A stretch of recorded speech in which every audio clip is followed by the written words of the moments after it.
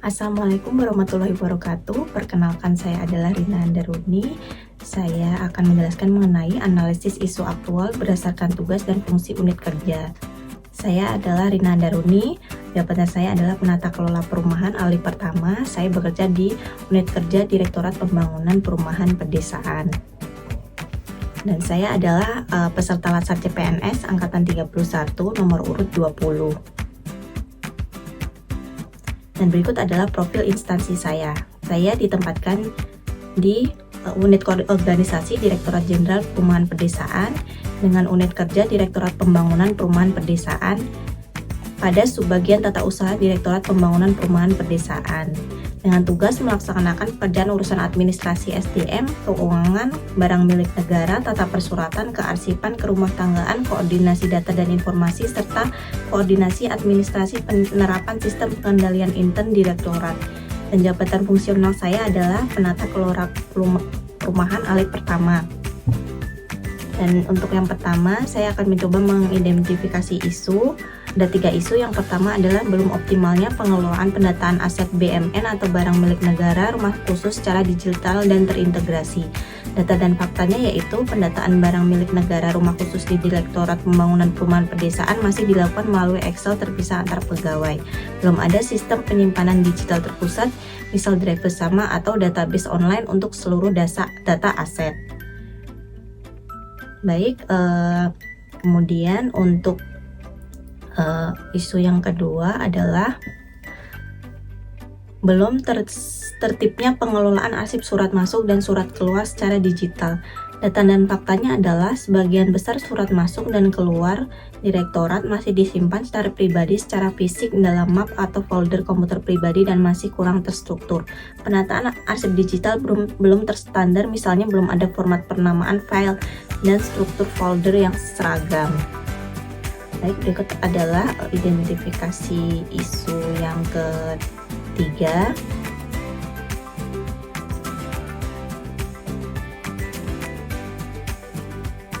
Yaitu belum optimalnya koordinasi intern dalam penyusunan laporan kebutuhan BMN pegawai. Data dan faktanya yaitu setiap bagian atau subdirektorat masih menyampaikan kebutuhan BMN pegawai seperti inventaris kantor dengan format yang berbeda-beda. Belum ada template isian atau panduan buku dalam pengumpulan data kebutuhan barang. Akibatnya, staf TU memerlukan waktu tambahan untuk menghitung total keseluruhan kebutuhan data dan terjadi keterlambatan pelaporan. Baik, tadi adalah ketiga isu yang akan diidentifikasi, dan saya akan melakukan metode tapisan isu dengan metode USG atau Urgency Seriousness Growth. Isu yang pertama memiliki nilai urgensi 5, seriousness 5, growth 4, total 14, dan urgensi untuk topik yang kedua, isu yang kedua memiliki urgensi 4, seriousness 4, growth 4, total 11. Dan yang isu ketiga memiliki urgensi 3, seriousness 3, growth 3, total 9. Nah, untuk yang isu terpilih adalah belum optimalnya pengelolaan pendataan aset BMN secara digital dan terintegrasi yang menjadi prioritas pertama. Berikut adalah isu prioritas yang dipilih, yaitu belum optimalnya pengelolaan pendataan aset BMN rumah khusus secara digital dan terintegrasi.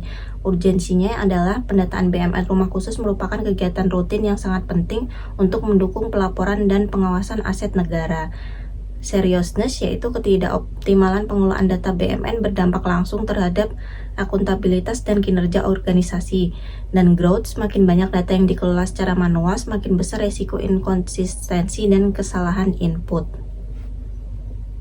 Nah, saya akan melakukan analisis penyebab isu utama menggunakan analisis SWOT. Strength, sudah tersedia data dasar BMN rumah khusus dalam bentuk Excel sehingga mudah untuk diolah dan dikembangkan ke sistem digital. Weakness yaitu belum ada sistem pendataan terpusat yang digunakan bersama oleh seluruh pegawai. Opportunities, kebijakan Kementerian PKP mendorong transformasi digital dan efisiensi administrasi.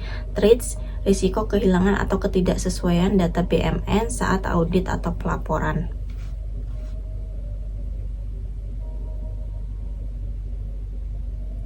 Baik, setelah itu saya akan menjelaskan mengenai gagasan pemecahan isu.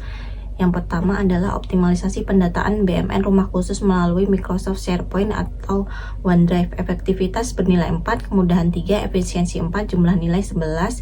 Yang kedua, pengembangan dashboard Excel otomatis untuk rekap data BMN rumah khusus. Efektivitas 4, kemudahan 4, efisiensi 3, jumlah nilai 11.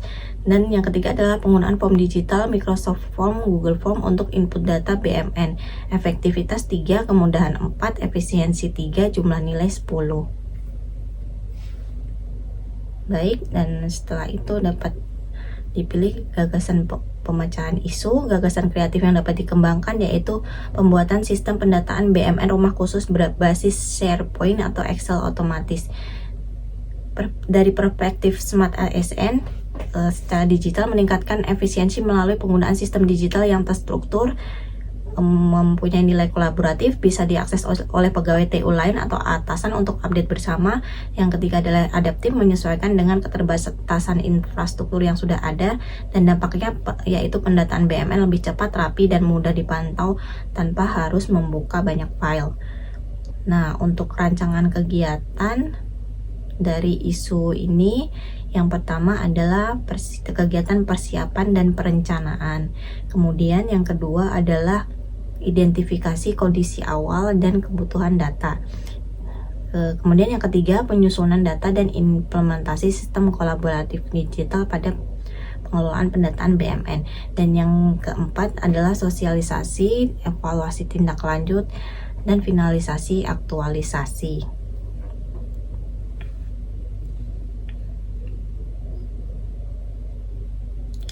Baik, untuk rancangan tahapan kegiatan saya akan menjelaskan mulai dari kegiatan yang pertama, yaitu persiapan dan perencanaan pemilihan isu, pendalaman materi dan gagasan.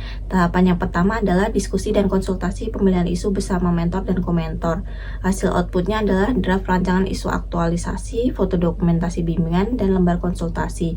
Yang kedua, tahapan studi literatur, outputnya pemahaman mengenai informasi perundang-undangan yang terkait. Yang ketiga, diskusi dan konsultasi mengenai penyusunan rancangan aktualisasi, outputnya dokumentasi dan lembar bimbingan. Dan yang kedua adalah identifikasi kondisi awal dan kebutuhan data BMN rumah khusus. Tahapan pertama yaitu pengumpulan data BMN yang ada, hasilnya inventarisasi data BMN, file Excel pendataan BMN, kemudian laporan verifikasi data, dokumentasi format data. Kedua, identifikasi hambatan akses dalam pengelolaan data BMN. Outputnya dokumen daftar hambatan akses dan laporan. Yang ketiga, penentuan kebutuhan format data pengelolaan BMN. Yang menjadi output yaitu formulir masukan kebutuhan format, template format data, dan dokumen rencana implementasi format baru. Dan kemudian kegiatan yang ketiga adalah penyusunan dan implementasi sistem kolaboratif digital pengelolaan pendataan aset BMN. Tahapan yang pertama adalah perancangan template digital terstandar. Hasilnya atau output adalah draft template digital pendataan BMN. Yang kedua adalah integrasi file ke sistem kolaboratif atau SharePoint atau OneDrive. Outputnya yaitu file Excel terintegrasi di SharePoint. Dan yang ketiga adalah penyusunan panduan penggunaan atau manual book. Outputnya adalah manual book penggunaan digital. Baik, untuk kegiatan yang keempat adalah sosialisasi, evaluasi tindak lanjut, dan finalisasi aktualisasi. Yang pertama, sosialisasi, yaitu outputnya materi sosialisasi, presentasi, panduan atau video tutorial. Yang kedua adalah notulen atau laporan hasil sosialisasi. Kemudian yang kedua adalah evaluasi tindak lanjut, yaitu outputnya laporan hasil evaluasi dan daftar masalah yang teridentifikasi dan rencana perbaikan. Dan yang ketiga adalah finalisasi aktualisasi, outputnya yaitu panduan penggunaan atau SOP yang diperbarui, laporan finalisasi, dan dokumentasi kegiatan. Baik, sekian yang dapat saya sampaikan. Terima kasih. Assalamualaikum warahmatullahi wabarakatuh.